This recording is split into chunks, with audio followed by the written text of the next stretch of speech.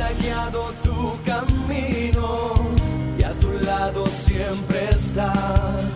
Sus promesas cumplirá y a su tiempo lo verás. Eres parte del pueblo de Dios, Él te levantará, te restaurará y tu victoria llegará. Fuiste llamado y escogido, a su voz has respondido. Es tiempo de creer. Centro Victoria, nacimos para vencer. Y quizá el conflicto más fuerte que ha habido en este momento, o que está ocurriendo en este momento, es el que está ocurriendo en Gaza y en Israel. Entonces, yo quiero tomar esta noche, porque hay tanta información, y el 99% de la información que usted accesa es falsa. O sea, los medios, las redes sociales están controlados por gente que no tiene ningún temor de Dios, ni tienen ningún amor por la verdad, y muchos son malas personas, y los otros no son malos, pero son ignorantes. Y yo no sé qué es peor, si alguien malvado o alguien ignorante. Y cuando se juntan las dos cosas, es una catástrofe. Hay tanta desinformación. Mientras allá se está peleando una guerra real con bombas y explosivos y cohetes y tanques, en las redes sociales se pelea otra guerra. Y si usted entra a los comentarios de esas noticias, se queda con la boca abierta. Yo tengo días, madrugadas de estar siguiendo. El 90% de todos los comentarios es que los israelitas son terroristas, que son asesinos, que pobreta la gente. Salen no sé cuántas fotos al día. Los israelitas mataron 17 niños ayer, 19 hoy, 24 anteayer. Y salen señoras, nunca ve usted el cadáver de un niño, salen señoras con un poco de trapo envuelto y una piedra.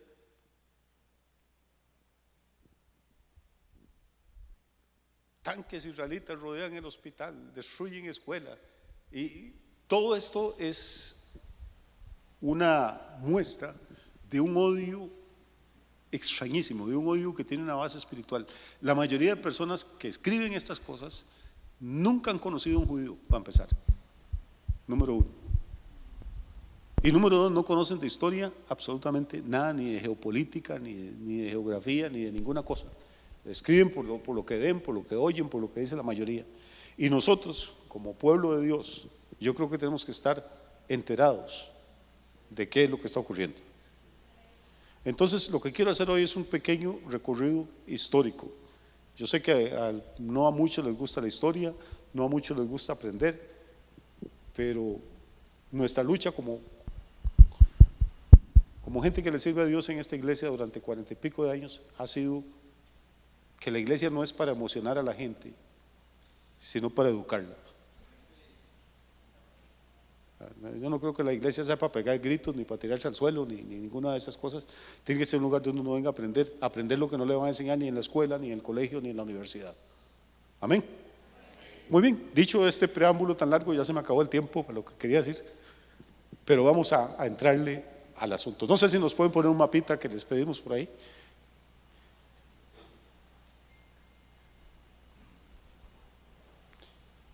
Bueno, no ponga el mapita, ponga el mapote.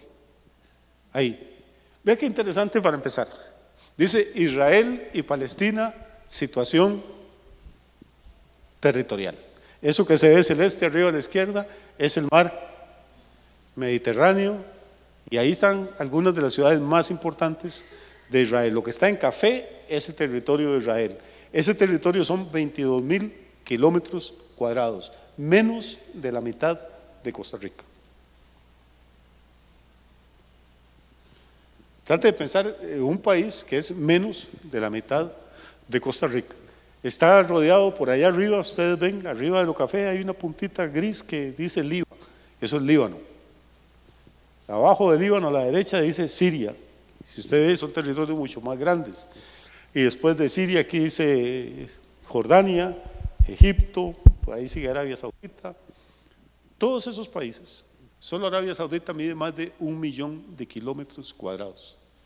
Todos esos países tienen petróleo, son países inmensamente ricos, sobre todo Arabia Saudita, tienen ejércitos poderosísimos. Ahí no aparece, en ese mapa no aparece Irán, pero por ahí está Irán, está Irak. Y todos esos países tienen un propósito que no lo esconden, que lo han dicho una y mil veces. Y ellos dicen: no vamos a descansar hasta destruir a Israel. Y lo que han dicho, literalmente, no vamos a parar hasta que no lancemos el último judío para que se ahogue en el Mediterráneo. Desde 1948, que surgió el Estado de Israel, mayo de 1948, políticamente, Israel declaró la independencia el 14 de mayo de 1948 a medianoche. 14 de mayo de 1948 a medianoche. A las 5 de la mañana, 5 países le habían declarado la guerra a un país que había nacido 5 horas antes. Y nada más, para que tengan una idea, lo más extraño, que la gente dice: es que Israel hizo algo, pero ¿qué puede hacer un país en 5 horas?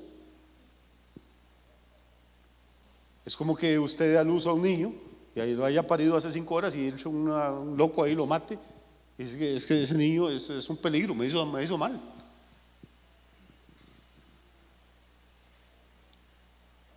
Curiosamente, ese país que acaba de nacer derrota a los ejércitos de 5 naciones. Y no solo los derrota, sino que empieza a tomar territorio, avanza hasta Egipto, arriba sube hasta Siria, a unas montañas que se llaman las alturas de Golán.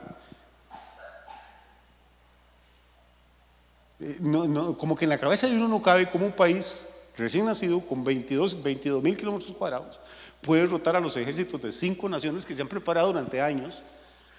Y no solo los derrota, sino que empiezan a avanzar. Y cuando los países estos se ven derrotados, entonces empiezan a pegar gritos a las Naciones Unidas que por favor, que un alto al fuego, que una tregua, que paz, que la barbaridad, la guerra. Y entonces entran las Naciones Unidas, que han sido una piedra en el zapato, ordenan a Israel que pare de combatir. Y no solo que pare de combatir, sino que tiene que devolverle a estos países la tierra que Israel conquistó durante la guerra. Esa tierra le costó miles de soldados judíos muertos, pero a la ONU eso no le importa nada, entonces ellos tienen que devolverle la tierra. Y dentro de esa tierra devolvieron allá arriba, no sé si ve que dice los Altos del Golán. ¿Lo ven? Se llaman los Altos del Golán, no es por casualidad, es que esa región es muy plana, de hecho está bajo el nivel del mar, algunas partes. Y esas son unas colinas, y entonces desde ahí Siria tiene las bases de cohetes, la artillería, y constantemente, nunca han parado. Los últimos 75 años no han parado de bombardear y de matar gente en Israel. Y Israel lo primero que hizo en esa primera guerra fue conquistar los Altos del Golán para evitar que desde ahí les dispararan. Las Naciones Unidas los obligó a entregarlos. Entonces déjeme contarle, porque el mapa dice, si lo ven bien, dice Israel y Palestina. Y oímos hablar mucho de los palestinos que viven en la franja de Gaza. Entonces vamos a empezar a hablar un poquito de qué son los palestinos. ¿Les parece bien? Muy bien, vamos entonces a echar el cassette bien para atrás. Unos 1200 o 1300 años antes de que el Señor Jesucristo naciera, o sea, estamos hablando de hace unos 3200 años, empiezan a llegar una serie de barcos a estas costas, sobre todo aquí, a Gaza. Empiezan a llegar una serie de barcos que vienen navegando por el Mediterráneo. Y estos barcos vienen con soldados a conquistar la tierra. Estos soldados que vienen a conquistar esa tierra vienen de lo que hoy en día sería Grecia, un lugar que la Biblia le llama Caftor y que en tiempos modernos se llama Creta. Posiblemente han oído hablar de la isla de Creta. Entonces de la isla de Creta salen las naves, estamos hablando 1300 años antes de Jesucristo, empiezan a colonizar o a conquistar toda esta tierra. Son griegos. Todavía Grecia no existía como país, pero bueno, son griegos, vienen de donde hoy en día es Grecia. Y a esta gente que viene de Caftor o de Creta y que se establece ahí, los egipcios, que recuerde que son vecinos y ya existían, los egipcios les ponen un nombre. No saben, no les van a decir griegos ni cretenses, no conocen de dónde vienen ellos. Lo que le ponen es un nombre que es filisteos. Y cuando usted lee el Antiguo Testamento, va a encontrar la palabra filisteo muchas veces. Estos filisteos eran un pueblo de guerreros, ellos se establecieron ahí a sangre y fuego, matando a quien se les oponía, traían sus dioses, traían sus cultos, se mezclaron con las religiones de la gente de ahí, y ahí se establecieron durante bastantes años, básicamente en 5 ciudades. Cada una de estas ciudades era como un pequeño reino. Una de estas ciudades se llamaba Gaza, usted la va a encontrar en la Biblia, dice que Sansón estuvo en esa ciudad, imagínense. Otra ciudad se llamaba Gat, otra ciudad de estas se llamaba Askelón, que todavía existe, es una ciudad ahí. La otra se llama las 5 ciudades de los filisteos: Gaza, Askelón, Asdod, Ecrón y Gat. Tienen 5 reinos ahí, con sus ciudades fortificadas. Pasan los siglos y Dios le ordena a un hombre de 80 años que se llama Moisés que vaya a Egipto, que sería aquí abajo, donde viven casi 1,5 millones de israelitas, de descendientes de Abraham, y tienen siglos de estar viviendo ahí esclavizados. Y Dios les dice: la maldad de la gente que vive aquí, en esta zona, ya llegó al colmo. Sacrifican sus hijos a los dioses, los queman, los ofrecen en holocausto, tienen toda clase de perversiones sexuales. Ya, esta gente ya les ha dado tiempo, no se arrepienten. Entonces ahora los voy a liberar a ustedes, a los hijos de Abraham, a los hebreos de Egipto, los voy a hacer cruzar el Mar Rojo y los voy a llevar a esa tierra, que es la tierra que nosotros conocemos como Canaán. ¿Me siguen hasta aquí?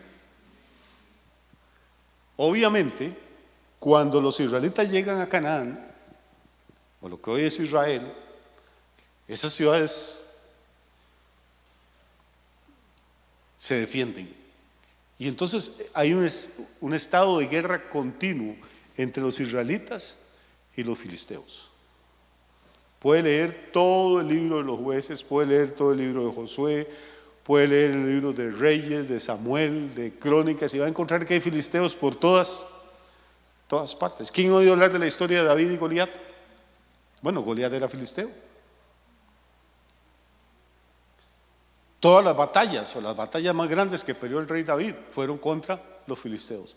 Finalmente, después de siglos de combates, David logra imponerse. David es el hombre que Dios unge para que sea el varón conforme al corazón de Dios. Y David somete a los filisteos, no los destruye, los somete. David muere y le entrega el trono a su hijo Salomón. Estamos ahora en el año 1000 antes de Jesucristo. Voy muy rápido, los veo que me están viendo muy feo.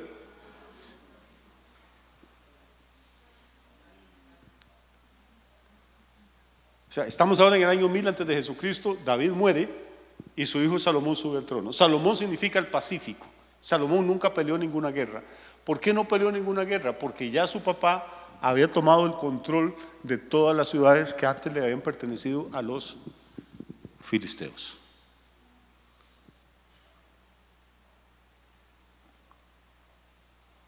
¿Y qué tiene que ver eso con nosotros? Tiene que ver mucho. Téngame paciencia y verá que en el año, después de que Salomón llega en el año 1000, más o menos en el año 960 antes de Cristo, unos 40 años después de Salomón, el reino Israel se divide. Ese país se divide en 2, en el reino del norte y el reino del sur. Salomón y los descendientes de David se quedan gobernando en la parte sur, en el reino del sur, y otra parte se queda en el reino del norte. No tienen que acordarse de todo esto porque les va a doler la cabeza hoy en la noche, pero nada más para que tengamos una idea de por dónde anda la situación. Están en esa situación de divididos y ocurre algo muy interesante. Un pueblo, que sería lo que hoy es Irak, en aquella época llamaban los asirios invaden el reino del norte y lo destruyen. Y entonces solo queda el reino del sur, con descendientes de David gobernando, y la capital del reino del sur es Jerusalén. En Jerusalén gobernó Salomón, en Jerusalén se construyó el templo de Dios, en ese templo cayó la gloria de Dios el día que la inauguraron. Jerusalén era la ciudad, y sigue siéndolo, la ciudad amada por Dios. Entonces ya no hay reino en el norte, que la capital era Samaria. Ahora lo que queda es el reino del sur, que es todavía más pequeñito. Y en el año 587 antes de Cristo, un señor que se llama Nabucodonosor, que es rey en Babilonia, trae sus ejércitos, rodea toda la ciudad de Jerusalén, bota las murallas, destruye el templo y se lleva cautivos a los israelitas. Dentro de esos cautivos iban muchachos como Daniel. Tenemos un libro en la Biblia que se llama Daniel, que fue escrito en Babilonia. Había profetas como Ezequiel, que también estuvo cautivo. Entonces hay un momento, hay 8 décadas, 7 décadas en realidad, en la que no quedó ni raíz ni rama. Quedaron algunos cuantos judíos en la tierra, pero ¿quiénes? Los más pobres, los más ignorantes, los que no le interesaba al rey de Babilonia. Pero cuando pasan 70 años, ocurre algo. A los 70 años de que Jerusalén había sido destruida, los babilonios son derrotados por otro imperio que se llama los medos, y estos le dan permiso a los judíos que estaban cautivos de que regresen a Jerusalén. Voy a parar aquí porque yo sé que ya los perdí.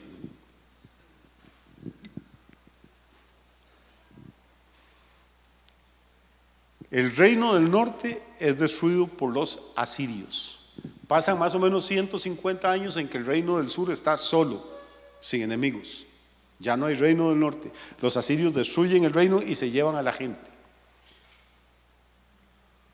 Dentro de esa gente había descendientes de los filisteos, se los llevaron también.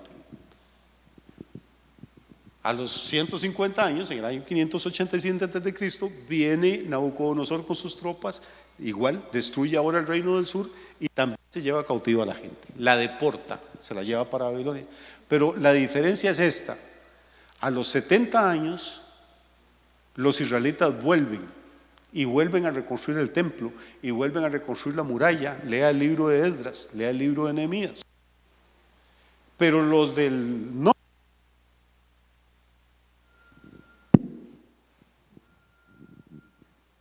no sé si me estoy explicando, los del sur vuelven 70 años después de que son destruidos, pero los del norte nunca volvieron. Entonces ya para el año 517 antes de Cristo, lo que está viviendo en Israel, ya no hay un solo filisteo. No porque los israelitas los mataron, como dicen estas personas. Quienes los destruyeron fueron los asirios. Y en este pedacito de tierra, entonces, ya en el año 517, 515 antes de Cristo, lo que está viviendo son israelitas, descendientes de Abraham. No hay un solo filisteo, ya no quedan ni para la muestra. Así que usted ve que llevamos ya más de 1000 años de estar combatiendo, desde que llegaron los primeros filisteos que venían de Creta, de Caftor, y desembarcaron ahí, hasta este momento, que ya estamos en el siglo VI antes de Cristo, del año 517, ha habido luchas y sangre en esa tierra constantemente. ¿Qué pasa? Los israelitas llegan, se establecen, reconstruyen el templo, reconstruyen las murallas, reconstruyen la ciudad y se levanta, adivine dónde, en Grecia, un señor que se llama Alejandro. Se levanta en una región de Grecia que se llama Macedonia y lo conoce la historia como Alejandro Magno. Alejandro Magno trae sus ejércitos, conquista un montón de naciones y dentro de esas naciones conquista el territorio de Israel. Y los judíos vuelven a perder su independencia, vuelven a perder su libertad, pero están en su tierra. Alejandro se muere y deja 4 sucesores, se reparten el territorio desde Egipto, que recuerde que son vecinos, gobiernan los descendientes de Alejandro, o los sucesores más bien de Alejandro, gobiernan el territorio de Palestina durante más o menos 1 siglo y medio. Pero son griegos, tienen sus dioses paganos, prohíben a los judíos que se circunciden, se burlan de los mandamientos judíos, construyen sus teatros, sus circos, sus estadios. Los griegos inventaron las Olimpiadas. Y en los estadios griegos los atletas competían desnudos. Sería interesante una Olimpiada ahora de gente chinga. Me imagino que habría más espectadores. No, pero así eran ellos, competían desnudos. Entonces para los judíos eso era inmoral. Entonces los judíos no iban al teatro, no iban a los estadios, no iban a los baños públicos. Era un choque de 2 culturas. Y finalmente se levanta una familia que se conoce en la historia como los macabeos, que deciden que hay que rebelarse militarmente contra los griegos y echarlos fuera porque son paganos y están contaminando a toda una generación de israelitas. Después de varios años de lucha, se supone que son 7 hermanos, los griegos matan a uno, matan al otro, matan al otro. Finalmente uno de ellos, Judas, macabeo quiere decir, es un apodo, quiere decir martillo. Judas logra en el año 142 antes de Cristo, ya que ya nos vamos acercando. Empezamos hace como 3000 y pico de años y ya estamos en el 142 antes de Cristo. Judas Macabeo logra una victoria militar y derrotan a los griegos. 142 antes de Cristo. Israel vuelve a ser libre, vuelve a ser independiente, hacen una fiesta que todavía hoy en día la celebran para conmemorar esa victoria. ¿Qué año le dije? Para ver si están despiertos todavía. Están celebrando la independencia y el gusto les dura poquito. Les dura poquito porque en el año 63 antes de Cristo, un señor que se llama Pompeyo, del 142 al año 63, saque cuenta a ver cuánto hay apenas 79 años, una cosa así. Ni siquiera 80 años les dura la independencia. Viene otro imperio ahora, ya no Grecia, ahora es Roma. Y un militar romano que se llama Pompeyo entra en el año 63 y se posesiona de esta tierra.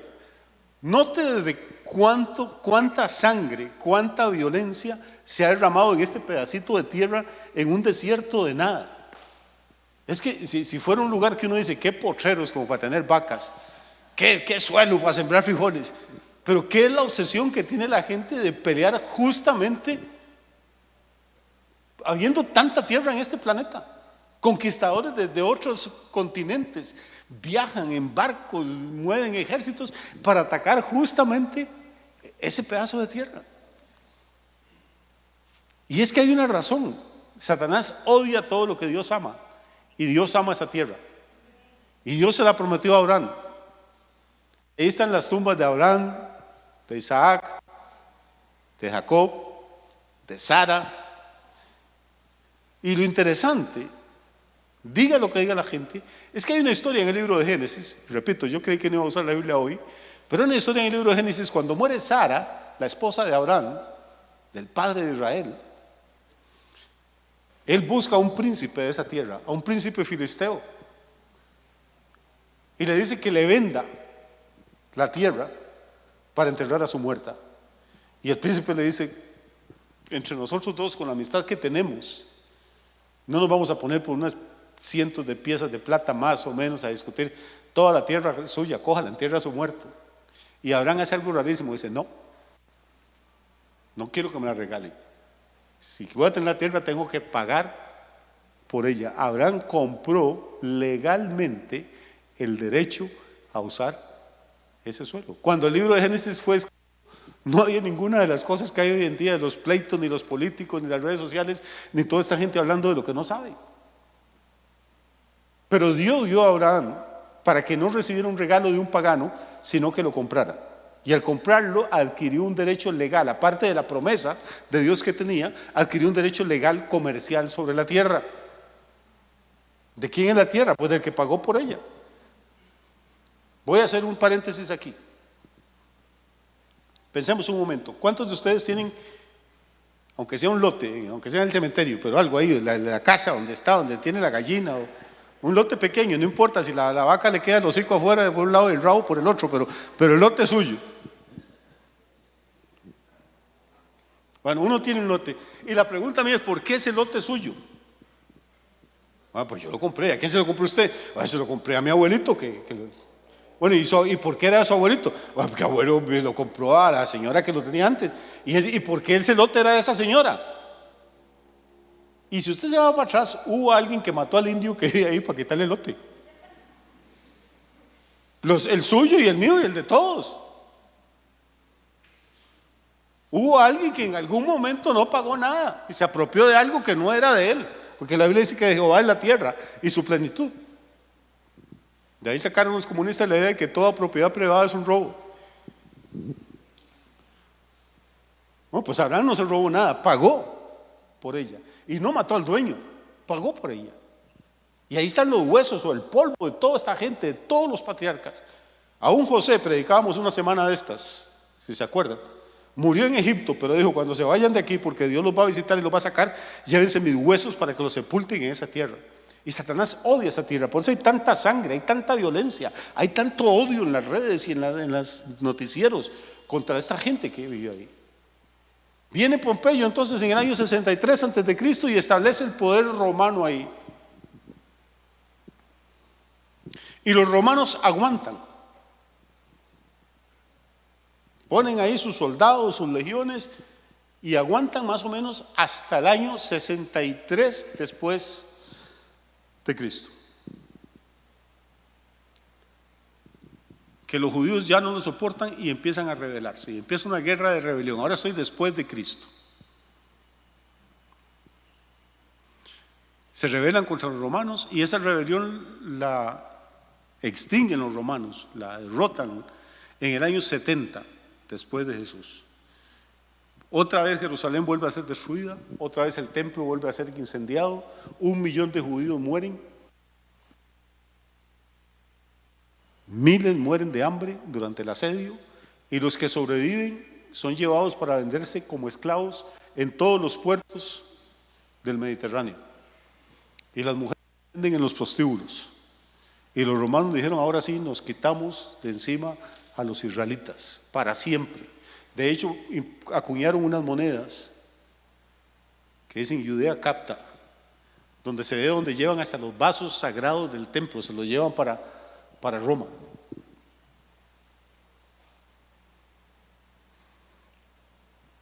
Y lo que era el territorio de Israel queda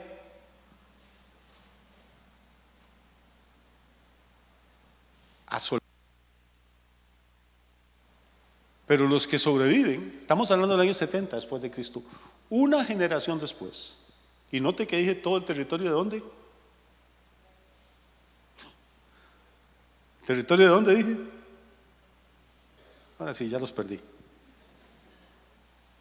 De Israel. En ningún momento he dicho Palestina. El mapita dice Palestina, pero es que Palestina no ha existido nunca. Y ahorita le voy a explicar por qué. Una generación después del año 70, un señor que se llama Bar Kokhba, o es el apodo que le ponen, Bar Kokhba quiere decir en hebreo el hijo de la estrella, se levanta en el año 135, él y un rabino, y a los judíos que habían sobrevivido y a los hijos de ellos le dicen: no podemos dejar que estos paganos sigan gobernando, necesitamos que Israel vuelva a ser libre. Se levantan contra Roma. Y ya esta vez los romanos, ahora sí, si no habían tenido piedad la primera vez, esta menos. Mandan a los ejércitos otra vez, hacen otra carnicería, judíos, llenan los campos de cultivo de alrededor de Jerusalén, los llenan con sal. Eso debe haber costado una fortuna, la sal era carísima, increíblemente cara. De hecho, la palabra salario viene porque a los soldados de Roma se les pagaba con sal.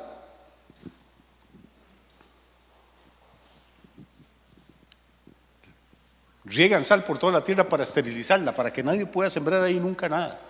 Y hacen varias cosas. Donde estaba el templo de Dios, levantan un templo a Júpiter, al padre de los dioses paganos. Le cambian el nombre a Jerusalén para que no haya nunca ni siquiera el recuerdo de la ciudad, y le ponen a Elia Capitolina. Y lanzan un decreto que obviamente, como ellos hablaban latín, en latín se dice damnatio memoriae. Ese es un decreto que dice para maldecir la memoria, para condenar la memoria, para extinguir la memoria, para que no quede recuerdo de que hubo Israel alguna vez. Entonces a Jerusalén le cambian el nombre y le ponen a Elia Capitolina, y al territorio de Israel le ponen Palestina. No porque ahí viviera ningún filisteo, que los habíamos dejado perdidos desde el año 500 antes de Cristo, y ahora estamos en el 135 después de Cristo. No hay ningún pueblo que se llame palestinos. Palestina es un nombre que inventan los romanos en el año 135 para cumplir con el decreto de damnatio memoriae, de condenar la memoria, de extinguir el recuerdo de que hubo algo que se llamara Israel. Y si usted se pone a pensar cuántos imperios en la historia, cuántos gobernantes, cuántos hombres han jurado y han soñado con destruir Israel. Desde Faraón, que no quería dejarlo de libre, Nabucodonosor, los reyes de Asiria, Alejandro Magno, el Imperio Romano, Adolfo Hitler. Es que no importa, póngale el nombre que quiera, es un odio terrible y una majadería contra ese pedacito de tierra, contra 22,000 kilómetros cuadrados. Y la gente no se da cuenta que hay algo espiritual en todo esto. Creen que es político, creen que es económico, pero no, es profundamente espiritual. Es que Satanás odia lo que Dios ama.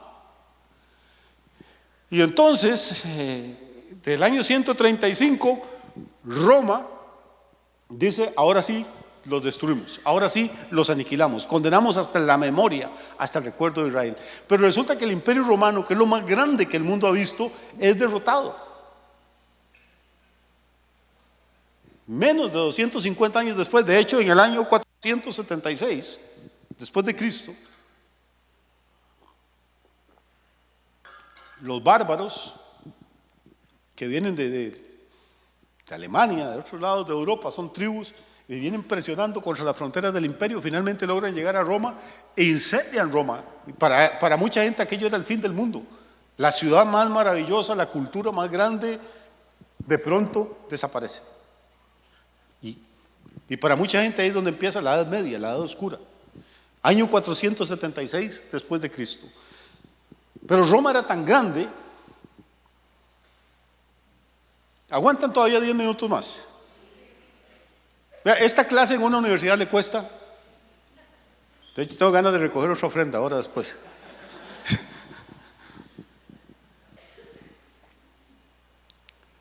Roma era tan gigantesca, se extendía desde lo que hoy es Alemania, África, Asia, toda Europa. De hecho, todo el mar Mediterráneo, ellos no le decían Mediterráneo, es porque se suponía que estaba en medio de la tierra, Mediterráneo. Los romanos le decían el Mare Nostrum, era el mar nuestro. Todo era de ellos.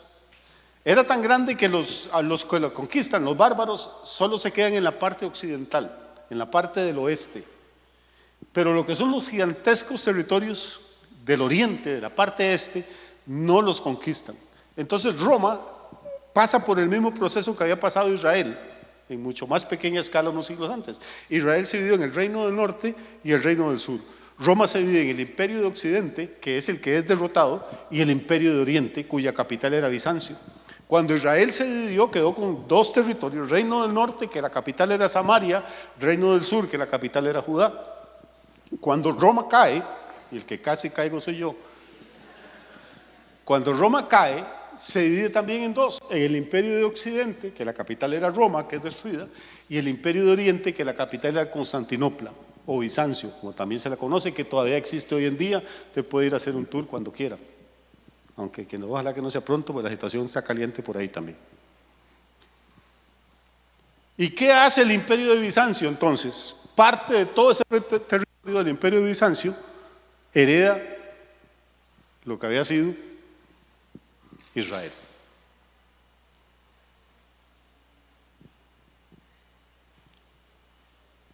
y lo domina durante 1000 años. Durante 1000 años no hay un solo palestino ahí.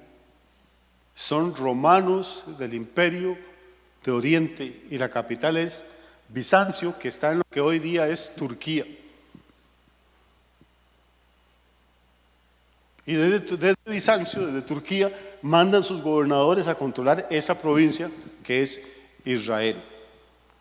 Pero como todo pasa en la vida, después de 1000 años de dominio del Imperio Romano Oriental sobre Israel, en Turquía se levanta otro gobierno, otro sistema de poder, y en el año 1453 derrotan a los otomanos. Así se llamaba ese imperio, el Imperio Otomano. Derrotan a los otomanos y destruyen la capital, Bizancio, el año 1453.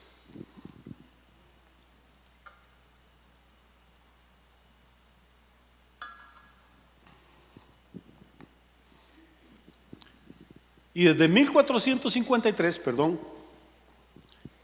ocurre algo.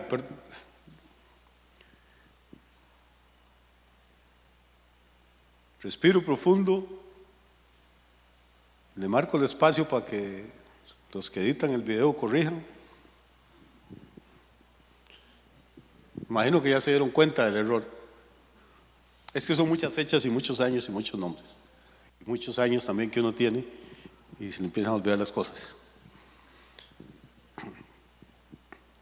Voy a echar para atrás el cassette.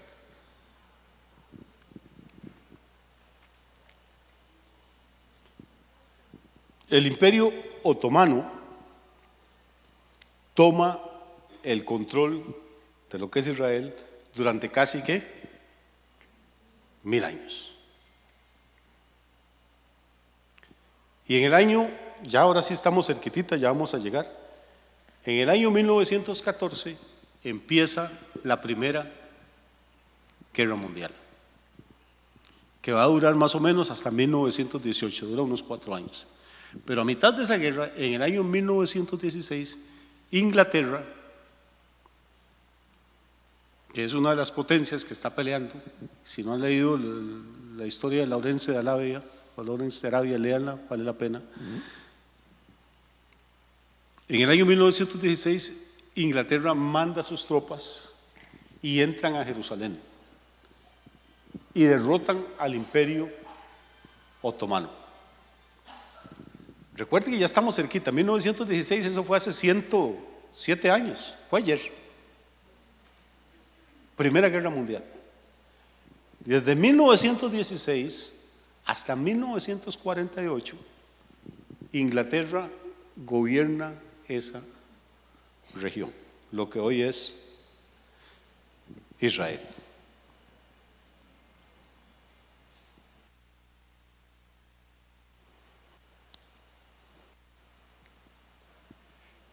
Y antes de irse,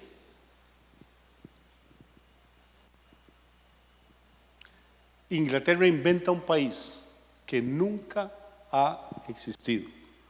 ¿Por qué? Porque durante la Primera Guerra Mundial, Inglaterra le debe favores a estos países árabes que estaban aquí alrededor, a este territorio. Y les promete que si gana la guerra, una de las cosas que va a hacer es a una familia, de estas familias poderosas y ricas de Arabia, regalarle un país. Y se inventa un país que se llama Jordania. Y Jordania está tomado el nombre obviamente del río Jordán. Entonces Inglaterra regala algo que no es de ella para complacer, y ese país todavía no hay ninguna democracia. En todo ese Medio Oriente la única democracia real que hay es Israel. Todo lo demás son reyes, sátrapas, requete contra multimillonarios, jeques. No saben qué hacer con los miles de millones de dólares. Esos son los que compran equipos de fútbol en Inglaterra y los más caros son de ellos. Son los que toman café con oro en Qatar. Y algunos ministros del gobierno de Costa Rica que también van a tomar café con oro. Pero ustedes también toman triángulo de oro, ¿no? Lo más que hemos llegado, yo creo.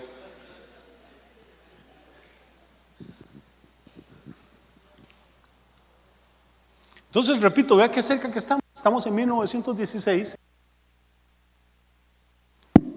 que se llama Jordania, que no existía, nunca había existido. Lea cualquier libro de historia, busque cualquier mapa antiguo. Y ahora entonces usted tiene una cosa que se llama Cisjordania. Tiene el país Jordania, tiene otra cosa que se llama Cisjordania y otra que se llama Transjordania. Note que este país, que no existía, país inventado, surgen dos regiones más. Una se llama Cisjordania, no sé si la ven aquí arriba, donde dice Mar Muerto, arriba dice Cisjordania. Y la otra que no creo que aparezca ahí, pero debería aparecer, que es Transjordania. ¿Por qué Jordania? Porque viene del río, ¿qué? Jordán. ¿Ve dónde dice Mar Muerto? Bueno, ahí para arribita corre el río Jordán, que desemboca precisamente en el Mar Muerto. Entonces, Cisjordania quiere decir lo que está a este lado del Jordán, y Transjordania es lo que está al otro lado del Jordán. Siguen habiendo guerras y pleitos, bueno, todo lo que usted quiera. Empieza la Segunda Guerra Mundial. Empieza en el año 1939, cuando Adolfo Hitler ataca a Polonia, y termina en el año 1945, cuando los japoneses se rinden después de Hiroshima y Nagasaki. Son 6 años de guerra. Y en esos 6 años ocurre algo interesante. Los árabes, al descubrir que Hitler odia a los judíos y que está quemándolos y que en los hornos y que está matando 6 millones de hombres, mujeres y niños judíos, el cerebro nuestro no tiene idea lo que es eso, que necesita, qué corazón hay que tener para matar. Es como para que no quede una sola persona viva en todo Costa Rica, desde Peñas Blancas hasta Paso Canoas, desde el Pacífico hasta el Atlántico. Matar a cada hombre, mujer y niño, matarlos de hambre, torturarlos, quemarlos, es una cosa espantosa. Y eso ocurrió hace 70 y pico de años.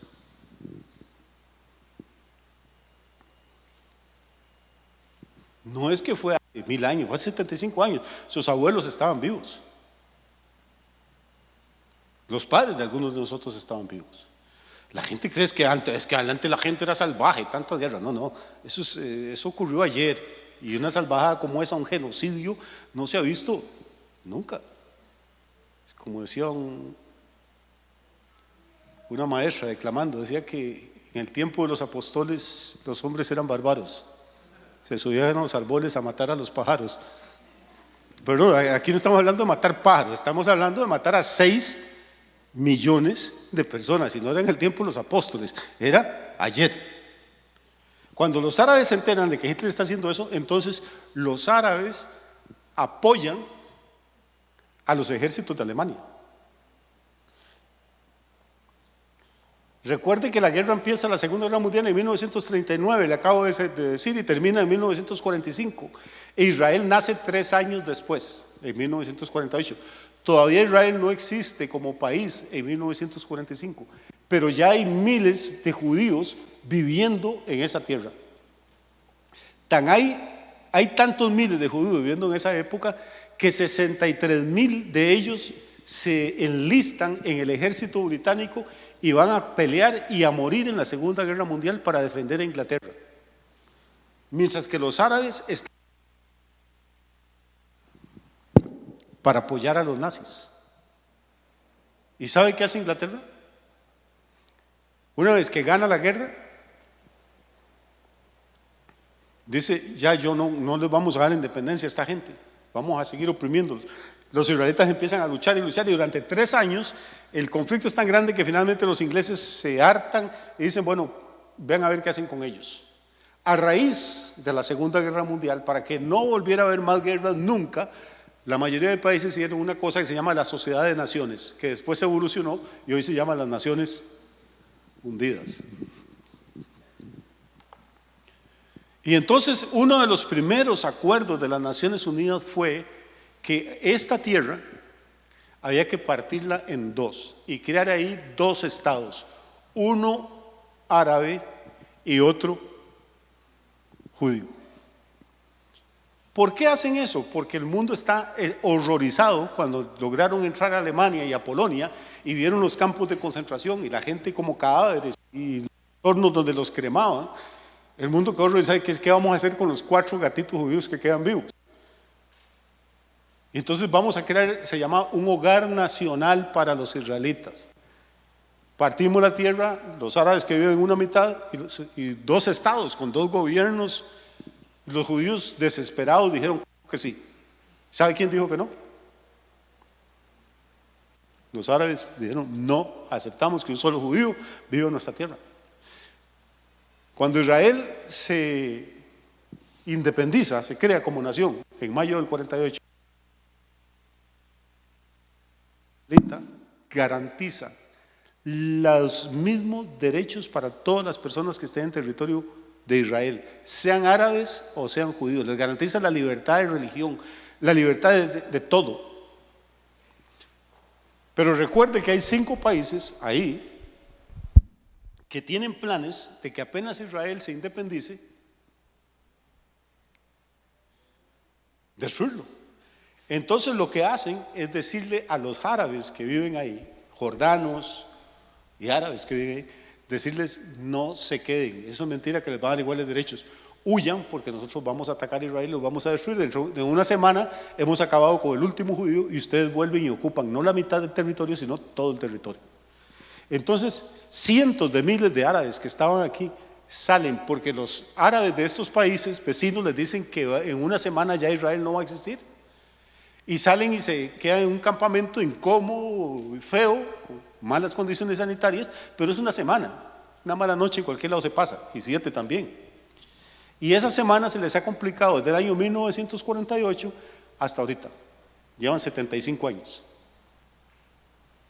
y no han logrado destruir a Israel. Entonces no podían volver. Entonces sacaban fotos de los niños y pobrecitos. Repito, ya para ir terminando, todos estos países árabes que están alrededor, que tienen el mismo idioma, la misma cultura, la misma religión, son inmensamente ricos. Solo Arabia Saudita tiene más de 1 millón de kilómetros cuadrados. Note que ahorita que están en guerra, esa franja de Gaza limita con Egipto, ¿la ven? ¿Sí? Bueno, pues los egipcios, que son árabes, que son musulmanes, que hablan el mismo idioma, que tienen la misma cultura y que odian a Israel también, los egipcios no permiten que los habitantes de Gaza pasen ahí. La gente dice: Israel hizo una muralla para que no pasaran, Egipto hizo otra para que no se les pasen.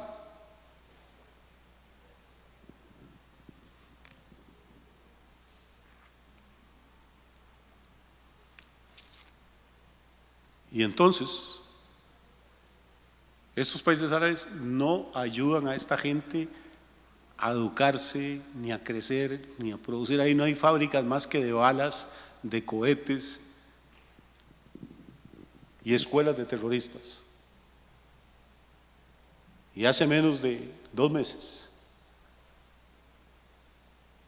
cientos de terroristas salieron de ahí de Gaza con armas y mataron a 1000 y resto de mujeres, niños, ancianos. Hay niños quemados vivos, hay niños decapitados. Y se llevaron, cree que 250 rehenes. Y entonces Israel hace lo que cualquier país decente tiene que hacer. La primera misión de un país es defender la integridad de sus ciudadanos. Israel atacó. Y entonces ahora el mundo entero se huelga contra Israel, porque está atacando a esta gente porque le robó la tierra a los filisteos, a los palestinos. Jamás ha habido nada que se llame Palestina. Palestina es un nombre que inventaron los romanos, y le puedo decir cómo se llamaba el emperador. El que inventó el nombre se llamaba el emperador Adriano, en el año 135 después de Cristo. ¿Y por qué inventaron ese nombre? Para no tener que pronunciar el nombre Israel, porque había un decreto de condenatio memorial, la damnatio memorial, extinguir el recuerdo de Israel. Ningún árabe ni ningún habitante de Gaza dice la palabra Israel nunca. Ellos dicen la potencia ocupante, los sionistas, pero usted se va a morir y no va a haber una declaración. ¿Por qué? Porque están operando en el mismo espíritu que los romanos, que los egipcios, que los asirios, que los babilonios, que los griegos, que los otomanos. Todos los imperios más grandes del mundo, que Hitler, se levantaron contra Israel y todos se han estrellado. Porque mientras existan el sol, la luna y las estrellas, los pactos que Dios hace con su pueblo, Dios los va a mantener. No son perfectos los israelitas. No se van a salvar por ser israelitas. Tienen que arrepentirse, tienen que convertirse a Jesucristo como cualquier hijo de vecino, que no hay otro camino para ser salvos, sino a través de Jesús. Nadie está diciendo que son ángeles. Lo que estamos diciendo es que Dios hizo un pacto con ellos, con sus antepasados, y que ese pacto incluye que les iba a dar esta tierra. Y aunque se levanten naciones unidas y naciones e imperios enteros, la palabra de Dios permanece para siempre. Amén. Así es que les digo esto como por lo menos que sea una gotita de información en el mar de desinformación que hay, y también, hermanos, para aumentar nuestra fe. No hay demonio en el infierno, no hay nadie que pueda destruir las promesas que Dios tiene sobre usted, sobre su familia, sobre su vida, sobre su ministerio, sobre sus finanzas. Podemos pasar malos ratos, hay momentos en que sentimos que no vemos la luz al otro lado, pero de la mano del Señor, hermano, vamos de triunfo en triunfo y de gloria en gloria. Así que aunque se levanten muchos contra usted, la victoria es suya en el nombre de Jesús. Que Dios los bendiga, que tengan un fin de semana muy lindo.